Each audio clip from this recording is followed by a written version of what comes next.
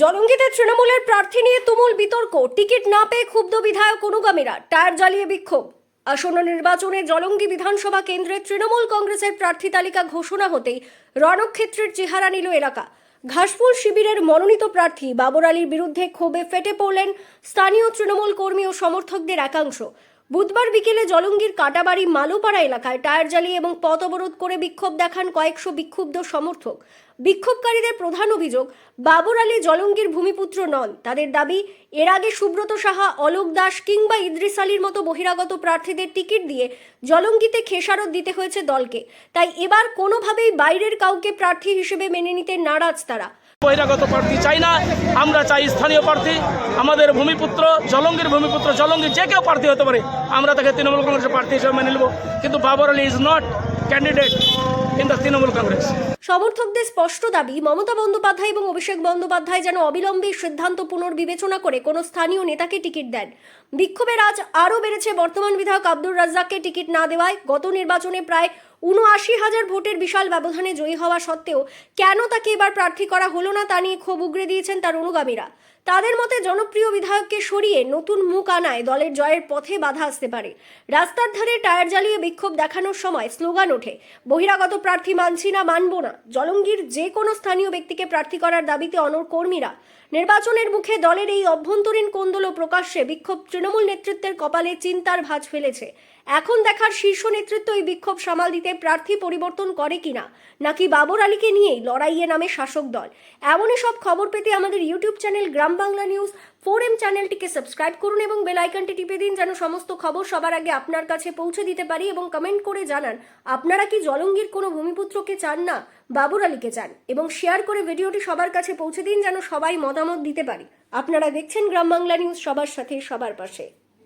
দীর্ঘ রাজনীতি জীবনে কোনো রকমের দুর্নীতি নাই, সেই লোকটাকে বাদ দিয়ে কোথাকার একজন লোককে এখানে দিয়েছে, রাজনীতিতে ভোটে দাঁড় করেছে, এটা আমরা কখনোই বরদাস্ত করবো না। গ্রাম বাংলার মহিলারা থেকে শুরু করে আজকে জলঙ্গিবাসী সবাই আজকে চাইছে যে আমরা বহিরাগত প্রার্থী চাই না, আমরা চাই স্থানীয় প্রার্থী। আমাদের ভূমিপুত্র, জলঙ্গির ভূমিপুত্র, জলঙ্গির যে কেউ প্রার্থী হতে পারে, আমরা তাকে তৃণমূল কংগ্রেসের প্রার্থী হিসেবে মেনে নেব। কিন্তু Babar Ali is not candidate in the Trinamool Congress. তাহলে বাবর আলীকে আপনারা ভোট দিবেন না এটা বলছেন? না, আমরা বাবর আলীকে ভোট দেব। কাকে চাইছেন জলঙ্গি ব্লকে? আমরা জলঙ্গি ব্লকে আমাদের বিধায়ক ছিল MLA আব্দুর রাজ্জাক সাহেব, তাকে পুনরায় আমরা আবার দেখতে চাই। আচ্ছা, এই যে বাবর, না, আমাদের কাছে কোনো রকমের খবর নাই। না, MLA সাহেব তো জানে না যে সে প্রার্থী হয়েছে। কোনোদিন বাবর আলীকে এখানে আসতে না, আমরা কোনোদিন দেখিনি, ওর চেহারাটাও দেখিনি। কোন রাজনীতি করে আমরা শুনতাম যে কংগ্রেসের রাজনীতি করে, এইটুকু শোনা।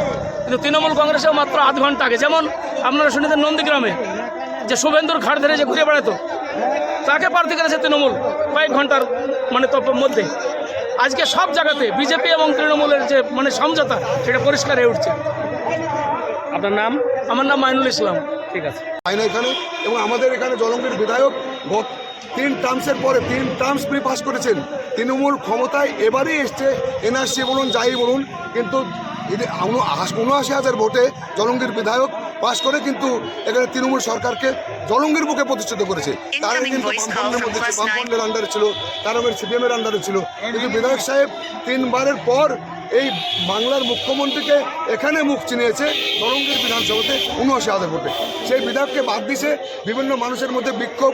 আমাদের বড় বিক্ষোভ, আমাদের থেকে বড় বিক্ষোভ হচ্ছে জনতার, আমাদের থেকে বড় বিক্ষোভ হচ্ছে মানুষের ভোটারদের। আপনি দেখেন না, এরা সব লাইনে সব মানুষ এসে মানুষের প্রশ্ন করছে যে বাইরে থেকে লোক আসবে, আমাদের এমসের সার্টিফিকেট কে দেবে, আমরা রাত্রেবেলা ফোনে বিধায়ককে কীভাবে পাবো, এই বিধায়ককে বিশ্ববিদ্যালয়ে ডিউটি করতে যাবে, বিশ্ববিদ্যালয়ে লেকচার দিতে যাবে, তখন কে প্রতিনিধি করবে? আর প্রতিনিধিকে এখানকার মানুষ বিশ্বাস করে না। কারণ প্রতিনিধি হিসেবে কাউকে বিশ্বাস করে না, স্বয়ং বিধায়ক হিসেবে কিন্তু আমাদের জলঙ্গের মানুষ চাই। এটা বিগত দিনের ইতিহাস। আমরা চাই আমাদের মাননীয় মুখ্যমন্ত্রী মমতা ব্যানার্জি জননেত্রীকে এবং অভিষেক বন্দ্যোপাধ্যায়কে ভাবার জন্য, বিষয়টা অবগত করার জন্য।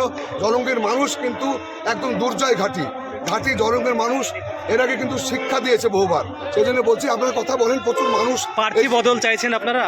প্রার্থী সব থেকে খারাপ লাগছে জানেন, যে আজকে 2 লক্ষ ভোটারের বসবাস এই বিধানসভায়, যে 2 লক্ষ ভোটারের মধ্যে একজন আজকে যোগ্য প্রার্থী এখানে নাই, এখানে শিক্ষিত লোকের বাস নাই।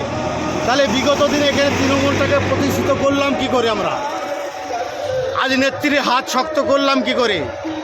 তাই আজ দৃষ্টি আকর্ষণ করছি আমি রাজ্যের ও জেলার নেতৃত্বর কাছে যে আমাদের বিধানসভাকে বাঁচানো হোক, বা আমাদের যে পরিশ্রমের ফসল আমাদেরকে ফিরে দেওয়া হোক।